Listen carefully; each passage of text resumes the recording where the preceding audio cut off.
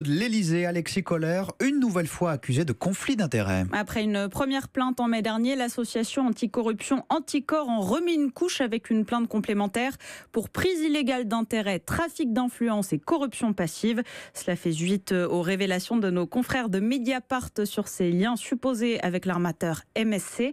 Et l'affaire, de nouveau, suscite l'indignation de l'opposition. Virginie Riva. En pleine trêve estivale, l'exécutif connaît de nouvelles turbulences. Les députés commencent à monter au créneau sur l'affaire Kohler. À l'image d'Hugo Bernalicis, l'insoumis avait interpellé le gouvernement en juin dès la première plainte.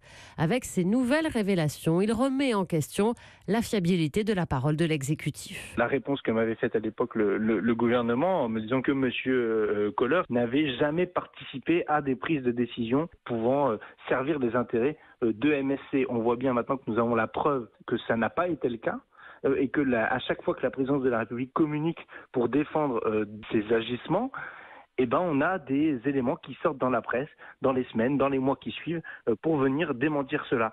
Après l'affaire Benalla, le député LR Fabien Di Filippo pointe un exercice du pouvoir trop oligarchique. Révélation après révélation, ça met en lumière l'existence d'un clan autour d'Emmanuel Macron, une caste dont il fait partie, qui s'est accaparé le pouvoir et qui s'affranchit de beaucoup de règles pour le détourner à son profit. Chacun est bien décidé à s'emparer de l'affaire dès la rentrée, mais en attendant, à l'Élysée, on est pour l'instant silencieux. Virginie Riva pour Europe 1. Et notez qu'à 8h15, l'invité politique de cette matinale sera Nicolas Bay, vice-président du Rassemblement national.